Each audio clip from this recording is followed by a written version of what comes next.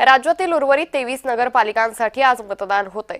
स्थगित झालेल्या नगरपरिषदा नगरपंचायतींसाठी आज मतदान होतंय। सायंकाळी 5:30 वाजेपर्यंत मतदान सुरू राहणार आहे, तर उद्या सर्व निवडणुकांचा निकाल लागणार आहे। तर कोणत्या जागांवर आज मतदान होतंय त्यावर एक नजर टाकूयात। अंबरनाथ, बारामती, फुरसुंगी, उरुळी देवाची, कोपरगाव, याबरोबरच देवळाली प्रवरा, पाथर्डी, नेवासा, मंगळवेढा, अनगर, महाबळेश्वर, फलटण, फुलंब्री,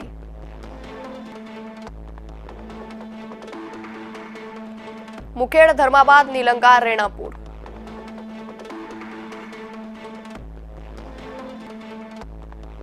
वसमत, अंजनगाव, सुरजी, बाळापूर, यवतमाळ या ठिकाणी मतदान प्रक्रिया पार पडते।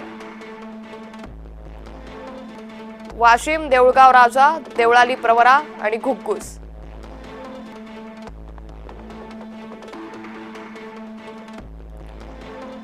तर याच संदर्भात अधिक माहिती घेणार आहोत। आपले प्रतिनिधी रवी ढोबळे सध्या आपल्यासोबत जोडले गेलेत।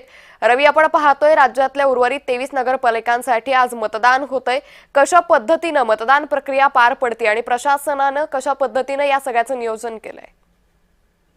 निश्चितच अंकिता, सोलापूर जिल्ह्यातील मोहोळ असेल, मंगळवेढा असेल आणि पंढरपूर असेल या ठिकाणी दुसऱ्या टप्प्यातील मतदान प्रक्रिया जी आहे ती सुरू आहे। सकाळपासूनच 11°C ते 12°C तापमान असल्याने मतदारांची जी आहे ती तुरळक गर्दी सध्या मतदार केंद्रावर पाहायला मिळत आहे। मी सध्या उभा आहे मोहोळ तालुक्यातील इंदिरा गांधी या कन्या प्रशालेतील मतदान केंद्रावर। प्रभाग 5 मधील मतदारांनी जे आहे इथे तुरळक गर्दी केलेली आहे।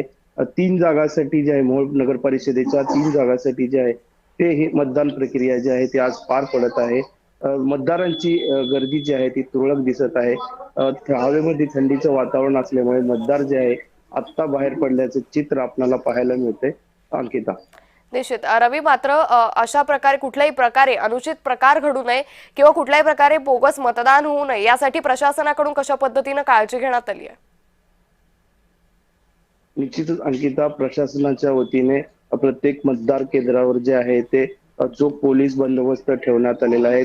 निवडणूक अधिकारी जे आहेत ते इथे ठाण मांडून बसलेले आहेत, त्यामुळे दुबार मतदान जे आहे ते करता येणार नसल्याचं चित्र आपल्याला इथे पाहायला मिळत आहे। निश्चित, धन्यवाद रवी, आपण दिलेल्या सविस्तर माहितीसाठी।